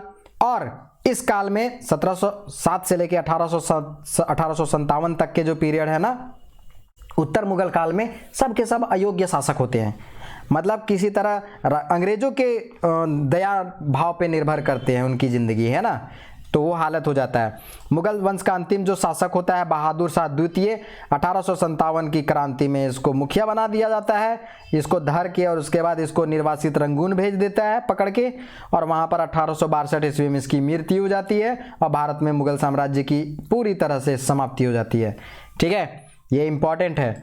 अब देखते हैं मुगल वंश के प्रमुख शासक, उनका बहुत बढ़िया कारनामा, ठीक है, जो इंपॉर्टेंट कारनामा है, कारनामा इन द सेंस उनका डीड्स वर्क क्या था। सबसे पहले देखते हैं संस्थापक मुगल वंश का बाबर, 1526 से लेकर के 1530 ईस्वी तक। 1526 ईस्वी में पानीपत के युद्ध में दिल्ली सल्तनत का अंतिम सुल्तान इब्राहिम लोदी को हरा करके क्या करता है, ये बाबर जो है मुगल साम्राज्य की स्थापना करता है। और जब वो बाबर स्थापित करता है तो सुल्तान का जो पद्धति था, सुल्तान बनने का जो परंपरा था, उसको हटा करके और अब क्या बनने लगा, जब मुगल वंश आया तो बादशाह, ठीक है, बादशाह का पदवी धारण करता है ये लोग, मुगल वंश के जितने भी शासक होते हैं वो। अब बाबर के बाद भारत में आक्रमण के दौरान भारत स्वतंत्र राज्य भी थे इसमें, जैसे बंगाल, कश्मीर, सिंध, विजयनगर और बहमनी, ये लोग तो अलग अलग था, ठीक है। उस समय ये लोग स्वतंत्र राज्य भी बने हुए थे, क्योंकि दिल्ली सल्तनत का जो पावर था उसका बहुत ज़्यादा ताकत नहीं होने के कारण से छोटे छोटे राज्य में बट जा रहे थे या आज़ाद खुद को घोषित कर रहे थे, ठीक है। इसके अलावा बाबर का जो पहला युद्ध हो गया 1526 में, पानीपत का प्रथम युद्ध, ठीक है। 1527 ईस्वी में खनवा का युद्ध, यहाँ पर मेवाड़ का राजा था शासक राणा सांगा, इसको क्या करता है, युद्ध में हराता है। और उसके बाद जब 1527 में खनवा का युद्ध में बाबर जीतता है ना, तो एक उपाधि धारण करता है जिसको कहते हैं गाजी, ठीक है। गाजी की उपाधि धारण करता है बाबर। पानीपत के बाद 1527 में खनवा के युद्ध में जो मेवाड़ का शासक होता है राणा सांगा, इसको हराने के बाद गाजी खुद को घोषित कर देता है। बाबर मात्र 4 साल तक शासन करता है, क्योंकि 1526 में आता है, 1526 में आता है पानीपत की पहली लड़ाई। फिर उसके बाद 1527 में खनवा, ठीक है, पानी पिया खाना खाया चल दिया और घर, ठीक है। तो 1526 में पानीपत, 1527 में खनवा, फिर 1528 में चंदेरी और 1528 में घाघरा, ये युद्ध लड़ता है और 1530 में इसकी मृत्यु हो जाती है। बाबर अपना आत्मकथा लिखा, ये क्वेश्चन आया हुआ है, इंपॉर्टेंट है। बाबर अपनी आत्मकथा तुजुक ए बाबरी तुर्की भाषा में लिखा है। सवाल था कि तुजुक ए बाबरी किस भाषा में रचना की गई है, तुर्की भाषा में, याद रखिएगा। और किसकी आत्मकथा है, बाबर का। आत्मकथा कहते हैं जो रचना खुद के द्वारा किया जाता है ना। जब कोई राजा अपना रचना अपने बारे में, खुद के बारे में खुद लिखता है, उसको कहते हैं आत्मकथा, ठीक है। बाबर के बाद इसका बेटा आता है हुमायूं, 1530 से लेकर 1556 ईस्वी तक। बाबर की मृत्यु के बाद इसका बेटा रहता है, ठीक है, हुमायूं, वो मुगल वंश का सिंहासन पर बैठता है। और 1538 में हुमायूं जो है वो बंगाल को जीतकर मुगल में मिला लेता है। लेकिन उस समय हुमायूं का जो सबसे बड़ा कट्टर कंपटीटर था वो था अफगान, और उसमें भी शेरशाह सूरी टॉप पर था, ठीक है। उस समय अफगान जो था शेरशाह सूरी, वो उसके लिए सबसे सरदर्द बन गया हुमायूं के लिए। बाबर के समय में ही मुगलों को भारत से खदेड़ना चाहता था ये अफगान लोग, ठीक है। ये लोग बिहार में, बंगाल वाला रीजन में ये लोग शासन कर रहा था। हुमायूं का प्रमुख प्रतिद्वंदी था अफगान नेता शेर खां या शेरशाह सूरी। ये हुमायूं को 1539 में, 26 जून 1539 में चौसा का युद्ध में क्या होता ना, हरा देता है और दिल्ली की गद्दी पे बैठा। और हुमायूं को यहाँ से भागने पर मजबूर कर देता है शेर शाह सूरी। 1539 में चौसा का युद्ध होता है। फिर 39 में जब हारता है ना हुमायूं, तो यहाँ से ना भाग जाता है, क्योंकि इसको पता रहता है कि अगर हम यहाँ रहे तो हमको मार देगा। तो 1540 से लेकर के 1555 ईस्वी तक, ठीक है, सिंध में, अमरकोट, फारस और अन्य राज्यों में ये जो हुमायूं है ना वो निर्वासित जिंदगी बिताता है। निर्वासित जिंदगी का मतलब इसका तो राजा था, यहाँ का शासन इसका था यहाँ, लेकिन यहाँ पर इसकी जो शक्ति थी वो कमजोर होने के कारण से कोई दूसरा अटैक करके और उसका सत्ता को अपने काबिज, कोई दूसरा काबिज हो गया और उसको यहाँ से भागने को मजबूर कर दिया। तो निर्वासित जिंदगी बिताने लग गया हुमायूं 1540 से लेकर के 1555 ईस्वी तक। 1555 ईस्वी में के बाद जो शेर शाह सूरी के जो आगे के नेता हैं, यानी शेर शाह सूरी के जो नेक्स्ट जो जनरेशन है वो अयोग्य हो जाते हैं। फिर वापस आता है ताकत बढ़ा करके हुमायूं, और फिर उसके बाद मच्छीवाड़ा और सरहिंद का युद्ध लड़ता है शेर शाह सूरी के वंशजों के द्वारा। और इसमें जो ये हुमायूं है वो शेर शाह सूरी के वंशजों से मुगल साम्राज्य को आज़ाद करा लेता है और फिर वो सत्ता पे काबिज हो जाता है। दिल्ली पर फिर से अधिकार हो जाता है हुमायूं का। ठीक है, तो इन सब चीज़ों को ध्यान में रखिएगा। इसके बाद क्या होता है कि हुमायूं का जो योग्य सेनापति था बैरम खां, ये बहुत ही मदद करता है इसको। ठीक है, और ये वही बैरम खां है कि जब हुमायूं मर जाएगा ना तो अकबर का संरक्षक बन के काम करता है, यही बैरम खां है। आगे आते हैं। 27 जनवरी 1556 को अपने ही पुस्तकालय शेर मंडल की सीढ़ियों से गिर करके हुमायूं जो था वो मर जाता है। इसीलिए इतिहासकार के द्वारा कहा जाता है कि मुगल साम्राज्य का एक ऐसा शासक जो लड़खड़ाते हुए पैदा हुआ, लड़खड़ाते हुए जिंदगी जिया, शासन किया, और लड़खड़ाते लड़खड़ाते का हुआ, सीढ़ी से गिरेगा तो लड़खड़ाते हुए ना मरेगा यार, वही बोला जाता है। तो लड़खड़ाते हुए पैदा हुआ, लड़खड़ाते हुए वो शासन किया और लड़खड़ाते हुए चल बसा, इसीलिए इसको कमज़ोर शासक की संज्ञा दिया जाता है। ध्यान रखिएगा, इसको अफगानों ने भगा दिया था यहाँ से, निर्वासित ज़िंदगी बिताना पड़ रहा था, और वही निर्वासित ज़िंदगी में अकबर का जन्म होता है, ये भी याद रखिएगा। आगे बताते हैं हम। थोड़ा सा आप शेर शाह सूरी के बारे में जान लीजिए। शेर शाह सूरी के बारे में इम्पॉर्टेंट इसलिए जानना है क्योंकि इसका कारनामा बहुत ही अद्भुत है, और इसके कुछ कार्यों को क्या किया जाता है, ये यहाँ पर अभी भी इसका वैल्यू दिया जाता है, इसीलिए इसको हम फिर बढ़िया से देख लेते हैं। इसका बचपन का नाम क्या था, फरीद था, और शेर मारने के कारण से इसको बहार खां के द्वारा शेर खां की उपाधि दी गई थी। ठीक है, सूबेदार था बिहार का, सूबेदार बहार खां। वो क्या किया था ना, नाम दिया था इसको शेर खां।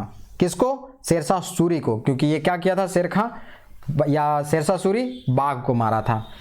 1539 में चौसा का युद्ध होता है, और चौसा के युद्ध में हुमायूं को ना हरा देता है। कौन, शेर शाह सूरी। अब शेर शाह सूरी जो था पहले शेर खां था, बाद में फिर अपना एक उपाधि धारण कर लेता है शेर शाह। ठीक है, और फिर नाम रख जाता है इसका शेर शाह सूरी।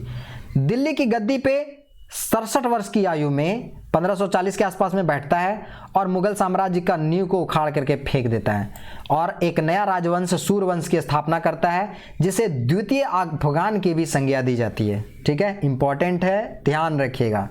द्वितीय अफगान साम्राज्य की स्थापना शेर शाह सूरी के द्वारा 67 वर्ष की उम्र में 1540 ईस्वी में स्थापना किया जाता है। ठीक है, जिसे सूरवंश भी कहते हैं। शेर शाह भारतीय इतिहास में अपने कुशल शासन प्रबंधन के लिए जाना जाता है। पता है, ग्रैंड ट्रंक रोड यही बनवाया है और मरम्मत भी करवाया है, और शेर शाह सूरी के जो कुछ कार्य हैं इसको अकबर के द्वारा फॉलो किया गया है, ये भी याद रखिएगा। ठीक है, शेर शाह का मकबरा जो है सासाराम बिहार में स्थित है। शेर शाह की मृत्यु जो थी वो कब हुई थी, 1545 ईस्वी में बारूद के विस्फोट से। हुक्का नाम था, शायद उक्का या हुक्का करके कुछ नाम था, वही आग्नेस्त्र एक शस्त्र था, उसको चला रहा था। वो क्या हुआ, दीवार में, इसका पूरा डिटेल बताएंगे हम जब इसका इन डेप्थ सीरीज लाएंगे, तो उसमें कहानी भी बताएंगे कि कैसे वो मरता है। फेंक रहा होता है, दीवार से टकराता है, वापस जहाँ जखीरा रखा रहता है विस्फोटकों का उसी पे गिर जाता है, ब्लास्ट करता है, झुलस के मर जाता है। लेकिन देखिए शेर शाह सूरी का ताकत उस समय कितना था कि जब तक उस किले को वो जीत नहीं लिया था ना तब तक वो आदमी जिंदा रहा था। जब जीत लिया, फतेह हो गया था, तब वो मरा था।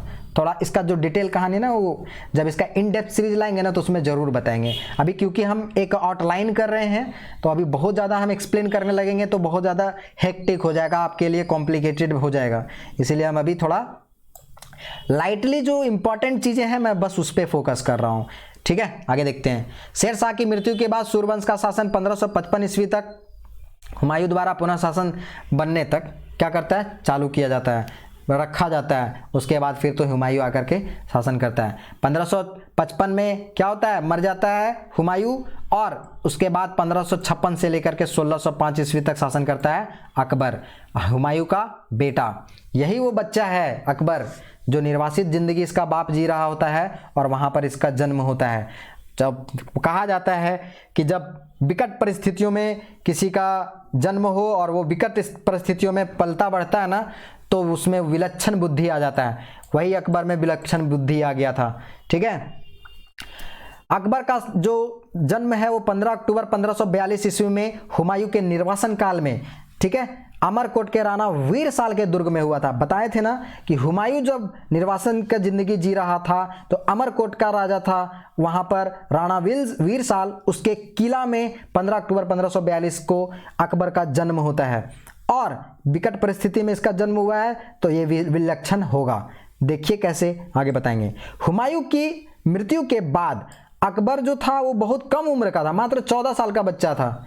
14 साल में कितना मैच्योरिटी रहेगा, शासक बनना है, पूरा मुगल साम्राज्य है, समझ रहे हैं। 14 साल में कहाँ से बन पाएगा, बना, लेकिन इसका संरक्षक कौन बन गया, बैरम खां। यानी कि हेड के नाम पर अकबर है लेकिन सारा कार्य कौन संभाल रहा था, बैरम खां। ठीक है, 14 साल की उम्र में इसका राज्याभिषेक कराया जाता है। पानीपत के द्वितीय युद्ध 1556 में अकबर की सेना ने अफगान शासक होता है मोहम्मद आदिल शाह, इसका योग्य सेनापति होता है हेमू, उसको हरा देता है।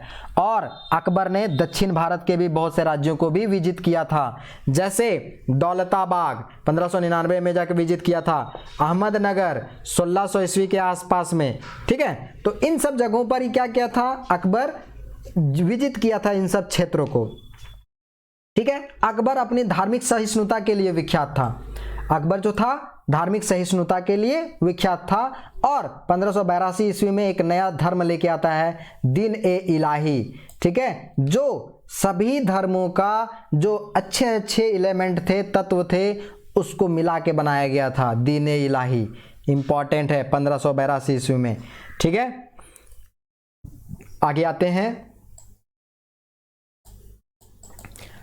अकबर के शासनकाल के दौरान ही उदार कार्य जैसे युद्ध बंदियों को गुलाम बनाना, तीर्थ यात्रा कर और जजिया कर की समाप्ति से की जाती है। युद्ध बंदियों को गुलाम बनाना, इन सब चीज़ों को मारा नहीं जाता था। ठीक है, और तीर्थ यात्रा कर इस सबको हटा देता है, जजिया को भी हटा देता है ये अकबर के द्वारा ही। ठीक है, अब जजिया क्या है आप कमेंट में कमेंट जरूर करिएगा, जजिया कर क्या है। अकबर ने आगरा से 35 किलोमीटर दूर शेख सलीम चिश्ती का दरगाह के निकट नई राजधानी फतेहपुर सिकरी की स्थापना करता है अकबर। ठीक है, ये भी याद रखिएगा। अकबर ने अपनी जो गुजरात विजय था ना, अकबर जो अपनी गुजरात विजय की स्मृति में फतेहपुर सिकरी में बुलंद दरवाज़ा निर्मित करवाया था। याद रखिएगा, अकबर को सबसे जो गुजरात विजय है ना, या गुजरात का अभियान जो था, वो सबसे दूरगामी अभियान कहा जाता है। ठीक है, और पहली बार अकबर ये देखता है, समुद्र देखता है पहली बार, यही गुजरात विजय के दौरान ही। इन सब चीज़ों को मैं बताऊंगा जब इन डिटेल वाला जो टॉपिक लेके आएंगे ना, तो उसमें सारी कहानियां सुनाऊंगा। जब टॉपिक वाइज टॉपिक आएंगे तो सुनाने में भी मज़ा आएगा, क्योंकि अभी हमको एक ट्रैक बना देना है। अगले बार जब हम आएंगे इन डेप्थ वाला में, तो उसमें अच्छे से एक्सप्लेन करूँगा। आगे देखते हैं। अकबर ने अपने संपूर्ण साम्राज्य को 12 सूबा में बांटा था, जिनका संख्या बरार, खानदेश, अहमदनगर को जीतने के बाद 15 हो गई थी। प्रारंभ में 12 थे, बाद में 15 हो गई, क्योंकि 3 और बरार, खानदेश और अहमदनगर को फिर से जीत लिया था। जो 15 जो सूबा थे वो कौन कौन थे वो देखिए।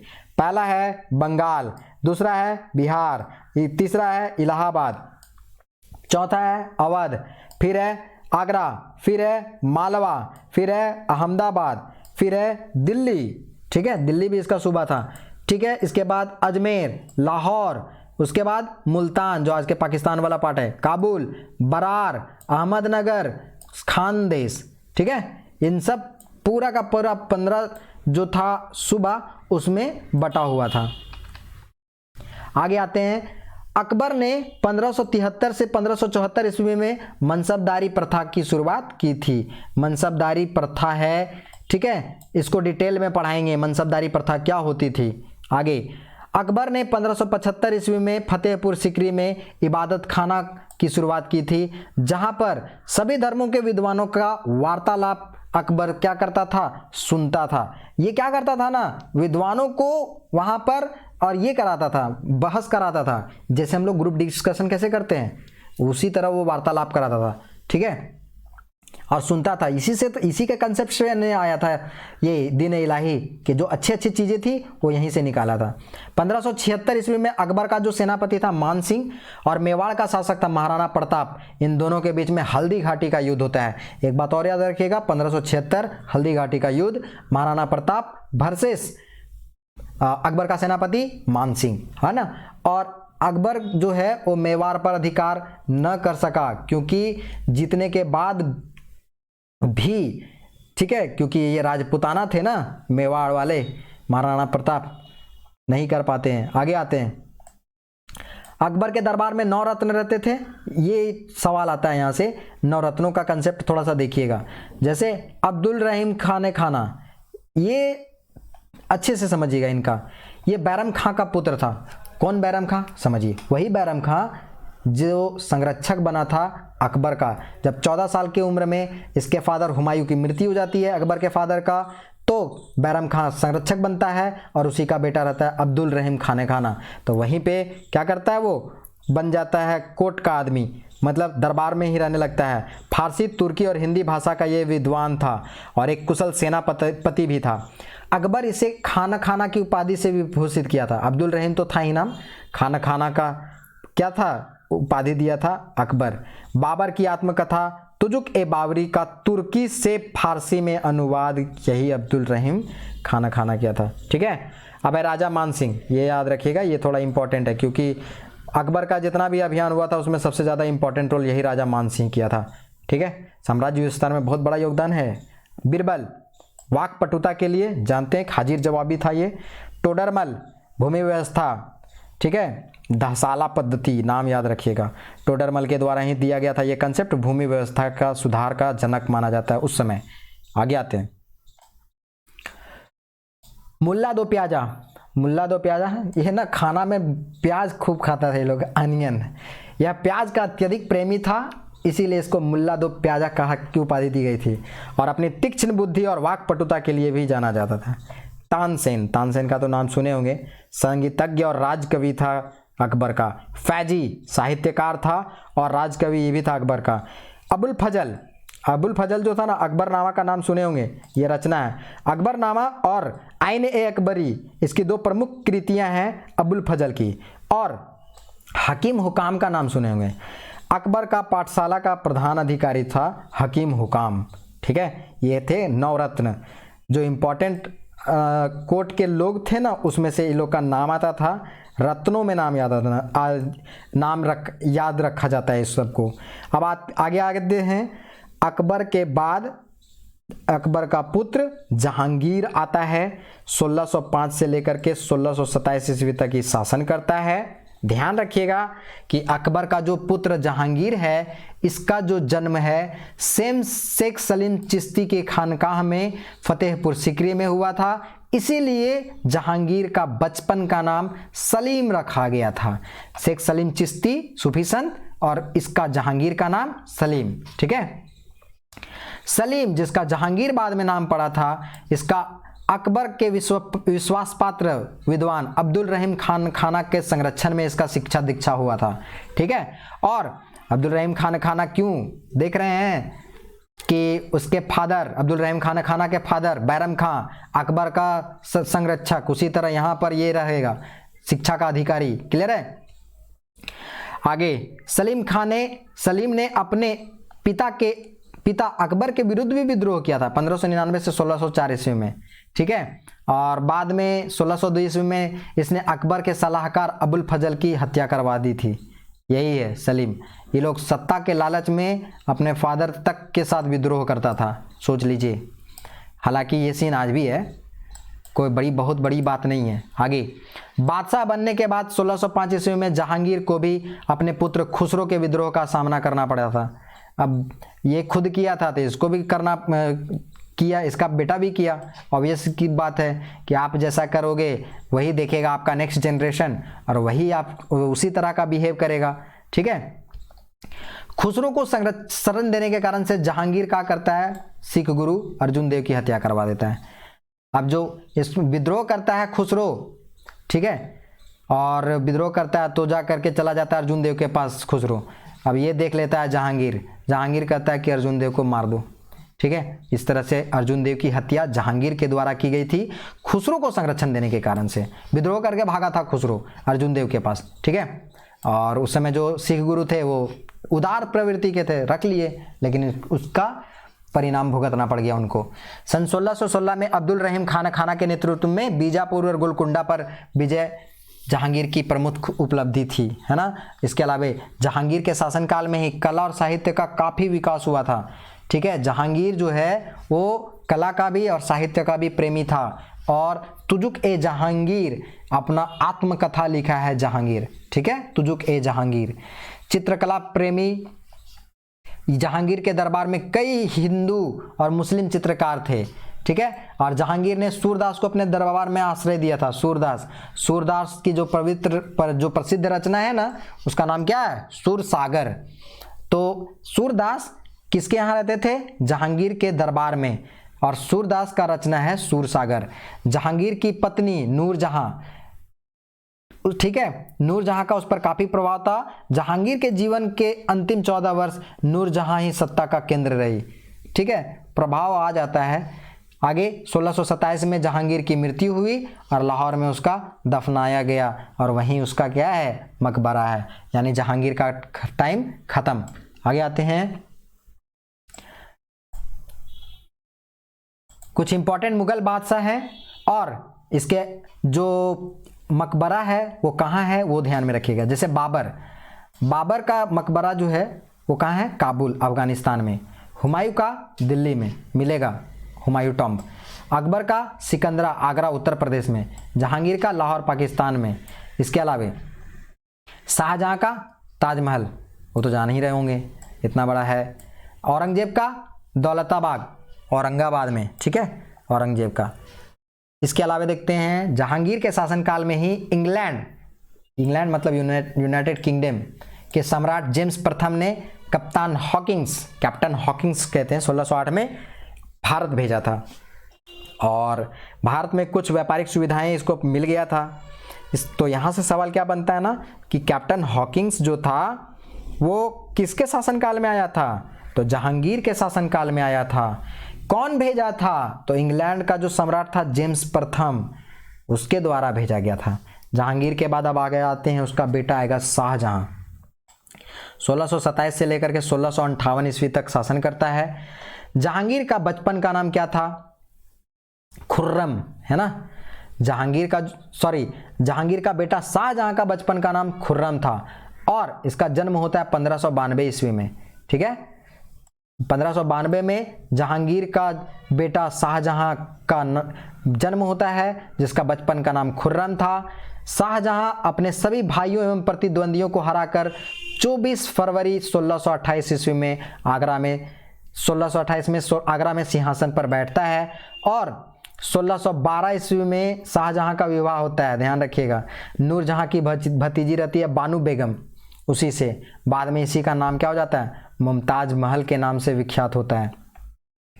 बाद आगे देखते हैं, शाहजहां ने दक्षिण भारत में अहमदनगर पर सर्वप्रथम आक्रमण कर इसे मुगल साम्राज्य में मिलाया था। और अहमदनगर पर आक्रमण कब किया था, 1633 ईस्वी में। आगे शाहजहां के शासनकाल में मुगल साम्राज्य का वैभव, कला, स्थापत्य और शक्ति अपने चरम पर थी।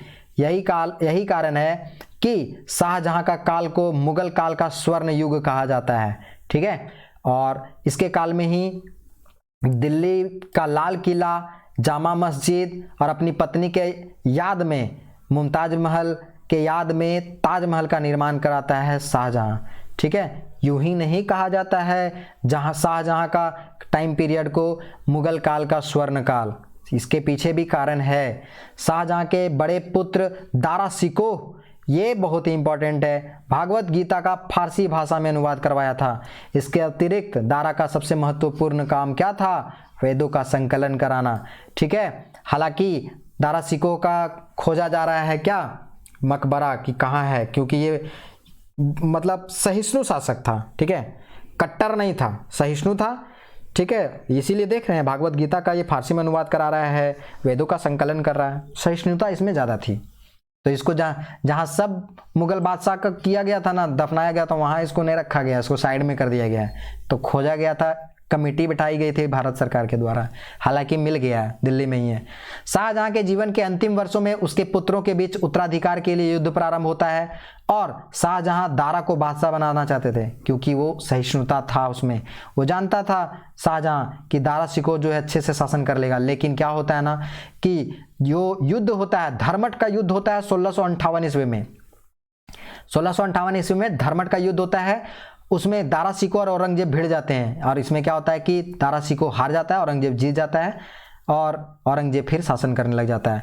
शाहजहां ने अपने जीवन के अंतिम दिन आगरा के किला में बंदी के रूप में गुजारा था। और पता है क्यों? क्योंकि शाहजहां जो था वो चाहता था मेरा बेटा, बड़ा जो बेटा था ये दारा शिकोह, वो बने, लेकिन वो बन नहीं पाता है, इसको तकलीफ हो जाता है औरंगजेब को, औरंगजेब इसको घुसा देता है किला में, बंदी गृह में, और वहीं रहता है। शाहजहां की मृत्यु के बाद उसके शव को मुमताज महल के कब्र के नज़दीक ताजमहल के आसपास में ही क्या किया गया? दफना दिया गया है।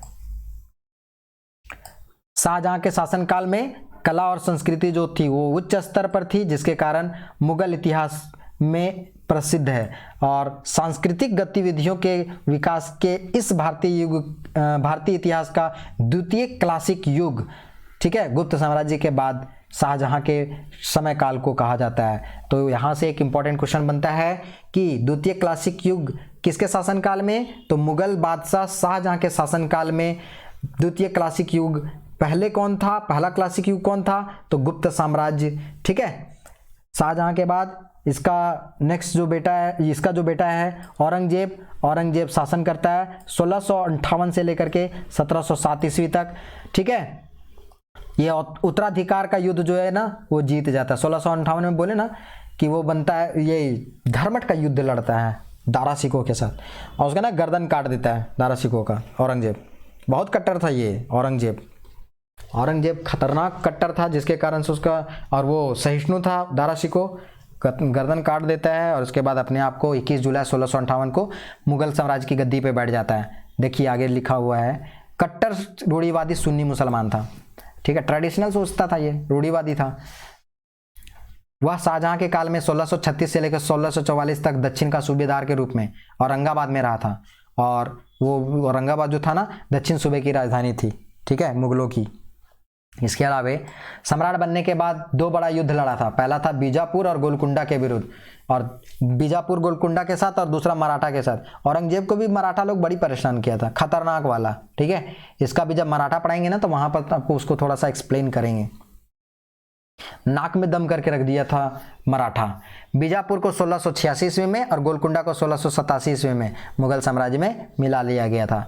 औरंगजेब को जो था राजपूतों के प्रति उदार नीति, जैसे अकबर और जहांगीर और शाहजहां के काल में किया गया था ना, उस तरह नहीं अपनाया था औरंगजेब उदार न रह करके स्ट्रिक्ट रहा था हिंदुओं के प्रति, राजपूतों के प्रति। लेकिन अकबर, जहांगीर और शाहजहां, ये तीनों का शासनकाल जो है वो राजपूतों के प्रति जो था उदार था। यही कारण है ना कि अकबर के टाइम पीरियड में मान सिंह, सोचिए मान सिंह लड़ रहा है राजपूतों के विरुद्ध में, खुद राजपूत है, राजपूत के विरुद्ध लड़ रहा है। कहीं ना कहीं अकबर जो है वो मान सम्मान मान सिंह को दिया होगा, तब ना। औरंगजेब जो है वो नहीं करता है, कठोरता से का पालन करवाता है, क्रूर रहता है। ठीक है, बहुत ही कट्टर रहता है, राजपूतों के अगेंस्ट में खतरनाक एक्शन लेता है। आगे औरंगजेब ने सती प्रथा पर प्रतिबंध लगाया था 1663 ईस्वी में। साथ ही 1669 ईस्वी में हिंदू त्योहारों को मनाए जाने पर भी रोक लगा दिया था और फिर से 1679 ईस्वी में ये क्या किया था, जजिया लगा दिया था, जजिया कर, ठीक है। और यहाँ एक और चीज़ याद रखिएगा, तेग बहादुर का ही हत्या करवा देता है। 9वां जो तेग गुरु थे ना, सिख गुरु औरंगजेब, उसको हत्या करवा देता है। मुगलों और मारवाड़ के बीच में औरंगजेब के काल में ही 30 वर्षीय युद्ध हुआ था, मुगल और मारवाड़ के बीच में। औरंगजेब की गलत नीतियों के चलते वह जनता के बीच में अप्रिय और अलोकप्रिय हो गया और यही कारण बना इसका पतन का। और मुगल जो था धीरे धीरे यही गलत नीति के कारण से पतन की ओर अग्रसर हो गया, ठीक है। 1707 में तो ये औरंगजेब जो थी वो दक्षिण की ओर चले गए, ठीक है, मने मर गए। आगे आते हैं। अब 1707 में औरंगजेब की जब मृत्यु हो जाती है ना, तो इसको कहते हैं उत्तर मुगल शासक या परवर्ती मुगल शासक। तो 1707 से लेकर के 1857 तक का जो टाइम पीरियड है उत्तर मुगल काल शासकों का काल पीरियड रहता है। जैसे बहादुर शाह प्रथम 1707 से लेकर के 1712 तक, जहांगीर शाह, ठीक है, 1712 से लेकर 1713 तक, फारुखसियर 1713 से 1719 तक, उसके बाद मोहम्मद शाह 1719 से लेकर 1748 तक, और अहमद शाह 1748 से 1754 तक शासनकाल रहता है। इसके अलावा आलमगीर द्वितीय 1754 से लेकर के 1759 तक, और शाह आलम द्वितीय 1759 से लेकर के 1806 तक, अकबर द्वितीय 1806 से लेकर के 1837 तक, और बहादुर शाह द्वितीय 1837 से लेकर के 1857 तक के टाइम पीरियड को बहादुर शाह जो जफर है वो शासन करता है। 1857 में 1857 की क्रांति होती है, अंग्रेज बहादुर शाह जफर को पकड़ते हैं और इसको निर्वासित जिंदगी रंगून भेज देता है, और 1862 में वहाँ पर इसकी मृत्यु हो जाती है, और इस प्रकार से मुगल साम्राज्य पूरी तरह से खत्म हो जाता है। लेकिन उसी टाइम पीरियड में मराठा का भी एक पैरेलल चलता है शासन। थोड़ा सा मराठा को भी एक्सप्लेन कर देते हैं। मराठा साम्राज्य, ध्यान रखिएगा, 17वीं शताब्दी के अंत तक मुगल साम्राज्य के विघटन की जब प्रक्रिया प्रारंभ हो गई थी तो लगा था लोगों को कि स्वतंत्र राज्यों का स्थापना भी प्रारंभ हो गया था, और लगा था कि अब केंद्रीकृत सत्ता जो है वो मराठों के पास पहुंच जाएगी। लेकिन मराठों में भी बहुत सारी कमियां थी जिसके कारण से इस तरह का सिचुएशन उत्पन्न नहीं हो पाया, और मराठा भी पूरी तरह से टूट गए और अंग्रेजों ने आकर के यहाँ पे शासन करना चालू कर दिया। मराठा एक प्रमुख स्वतंत्र राज्यों के रूप में उभर कर आए थे, महाराष्ट्र का जो क्षेत्र था वहां पर, ठीक है। मराठों का एक मजबूत राजनीतिक शक्ति के रूप में उत्कर्ष शिवाजी के नेतृत्व में हुआ था, और अपनी सैनिक योग्यता के कारण से, ठीक है, और देशभक्ति के कारण से ये अपना एक बहुत बड़ा साम्राज्य स्थापित कर देते हैं, ठीक है। शिवाजी सबसे पहले देखते हैं 1627 से लेकर के 1680 ईस्वी तक शासन करते हैं। शिवाजी का जो जन्म होता है 1627 में पूना के निकट शिवनेरी दुर्ग में बीजापुर के एक सेना नायक जागीरदार शाहजी भोसले की पत्नी जीजाबाई के गर्भ से हुआ था। ध्यान से समझिएगा, शिवाजी का जन्म कब हुआ, 1627 ईस्वी में, और कहाँ हुआ था, शिवनेरी के दुर्ग में। दुर्ग मतलब होता है किला, बीजापुर के समीप है ये। और इनके फादर का नाम क्या था, शाहजी भोसले, और माँ का नाम क्या था, जीजाबाई। इतनी बातें शिवाजी के लिए याद रखिएगा। शिवाजी सन 1642 ईस्वी में सर्वप्रथम सिंहगढ़ का दुर्ग बीजापुर से जीत करके अपने अभियान की शुरुआत करते हैं, और बहुत सारा किला जीत करके अपना स्थिति को क्या करते हैं, मजबूत कर लेते हैं, और इनकी जो शासन व्यवस्था है वो बहुत ही सुदृढ़ हो जाती है। हालांकि बाद में कमजोर हो जाने के कारण से मराठा का भी पतन हो जाता है। मुगलों से शिवाजी का प्रथम संघर्ष 1657 ईस्वी में हुआ था, जब बीजापुर का जो सेनापति था अफजल खां शिवाजी को छलपूर्वक मारने की योजना बनाता है, लेकिन क्या होता है, शिवाजी खुद उसको फाड़ देते हैं अफजल खां को, ठीक है। 1665 में औरंगजेब का जो सेनापति होता है राजा जयसिंह शिवाजी को पराजित करता है और पुरंदर की संधि करने पे बाध्य कर देता है। 1665 में पुरंदर की संधि होती है। राजा जयसिंह सेनापति, औरंगजेब का सेनापति होता है राजा जयसिंह और शिवाजी के बीच में, ठीक है। पुरंदर की संधि थोड़ा सा अपमानजनक होता है शिवाजी के लिए, क्योंकि इसमें 23 किले मुगलों को देने पड़ जाते हैं, और इसके अलावा बीजापुर और जो और भी अभियान होगा मुगलों के द्वारा, उसमें सहायता देने का वचन दिया जाता है मराठों के द्वारा या शिवाजी के द्वारा। सन 1670 में शिवाजी ने मुगलों पर हमला करके खोए हुए किले को वापस ले लेते हैं, ठीक है, और अपनी शक्ति को फिर से स्थापित करने की कोशिश करते हैं। मराठा जो शिवाजी के अंतर्गत आता था, प्रशासन में मुख्य जो थे प्रशासन राजा या छत्रपति ही होता था, लेकिन केंद्र में इनका जो प्रशासन होता था तो 8 मंत्रियों का, ठीक है, अष्टप्रधान होता था। 8 मंत्री परिषद का अष्टप्रधान होता था, 8 लोगों का ग्रुप होता था। इसके द्वारा पूरा शासन चलाया जाता था। इसमें अष्टप्रधान में कौन कौन से आते हैं? तो पहला है पेशवा। पेशवा कौन होता था? प्रधानमंत्री। इसके अलावे अमात्य। अमात्य क्या है? वित्त मंत्री। ठीक है। फाइनेंस मिनिस्टर अमात्य। वाक्यानविश ये है गृह मंत्री। इसके अलावे दबीर और सुमंत ये विदेश मंत्री हैं। इसके अलावे चिटनीस, ठीक है, चिटनीस सचिव, इसी को कहते थे शाही पत्राचार प्रभारी। श्रोणवीस, चिटनीस या सचिव। सर नौबत सैन्य प्रमुख। पंडित राव धार्मिक और न्यायिक प्रमुख न्यायाधीश। ठीक है, ये बात याद रख लीजिएगा, ये इंपॉर्टेंट है। अष्टप्रधान को एक बार रिपीट मारते हैं। पेशवा प्रधानमंत्री, शिवाजी खुद। अमात्य वित्त मंत्री, फाइनेंस मिनिस्टर। वाक्यानविश गृह मंत्री, ठीक है। दबीर या सुमंत जो थे वो विदेश मंत्री। चिटनीस शाही पत्राचार का प्रभारी। सर ए नौबत सैन्य प्रभारी या सैन्य प्रमुख। पंडित राव धार्मिक मामलों का मंत्री और न्यायाधीश न्याय प्रमुख। ठीक है, इसमें याद रखिएगा कि पंडित राव और न्यायाधीश ये दोनों नहीं लड़ता था, बाकी सब लोग जाकर के लड़ाई लड़ता था। ठीक है, इन लोगों को जाना पड़ता था युद्ध में भी। शिवाजी का राज्याभिषेक कब होता है? 2 बार होता है, ध्यान रखिएगा। यहां पर है सॉरी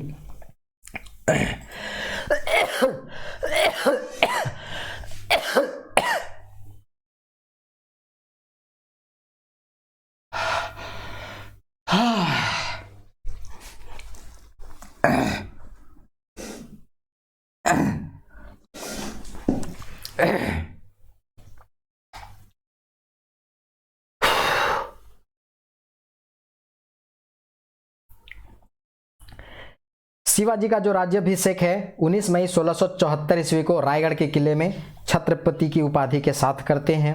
और राज्याभिषेक के बाद हिंदू साम्राज्य की स्थापना का संकल्प भी लेते हैं और हिंदू संस्कृति के पुनरुत्थान और विश्व धर्म की पुनः प्रतिष्ठा का सखानंद करते हैं, प्रारंभ करते हैं।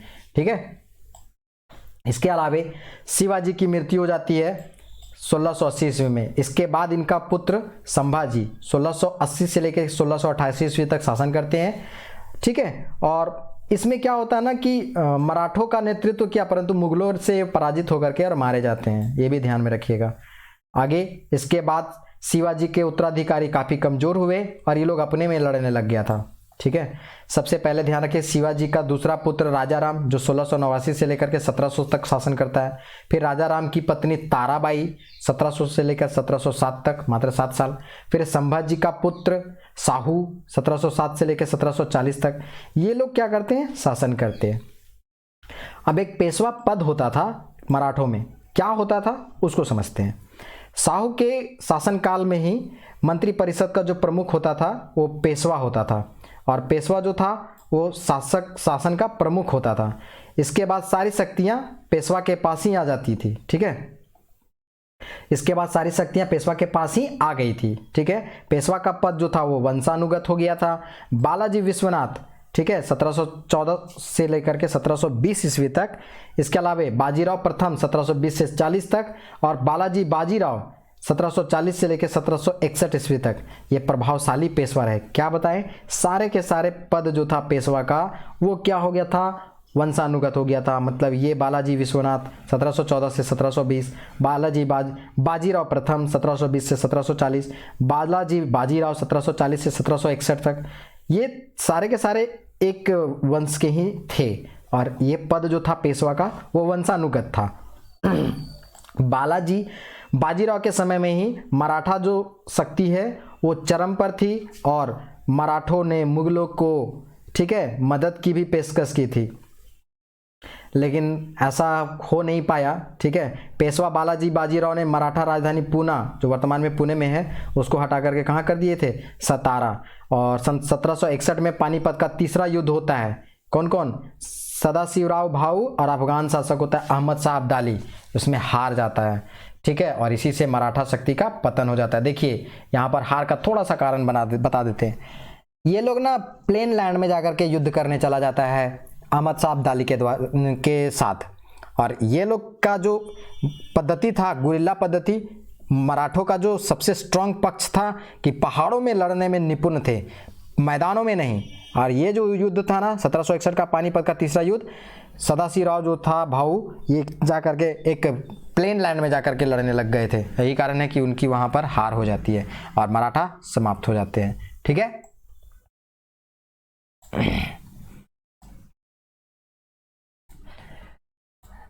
इस प्रकार से पूरा का जो पूरा मध्यकालीन भारत का इतिहास था एक पूरी तरह से आउटलाइन वे में एक्सप्लेन कर दिए। इसका आप 1 से 2 बार पहले वीडियो देखिएगा। इसके बाद इसका एक नेक्स्ट सीरीज लाएंगे, इन डेप्थ सीरीज, जिसमें सारा कहानी बताएंगे कि कैसे यहाँ पर अगर कोई घटना हुई थी तो इसके पीछे क्या रीज़न था, इसके और वेरियस कौन कौन से डायमेंशन हो सकते हैं जहाँ से सवाल बनते हैं। अभी आपको हम एक पाथ दे दिए हैं, एक रास्ता दे दिए हैं प्रॉपर, खाली बस आपको अभी चलना है। इसके बाद का जब सीरीज लेके आएंगे तो उसमें हम आपको बुलेट ट्रेन के पर बिठा करके और उसके बाद स्पीड से 300 किलोमीटर पर आवर के स्पीड से भगाएंगे। ठीक है, बाकी मिलते हैं नेक्स्ट वीडियो में। तब तक के लिए थैंक यू वेरी मच।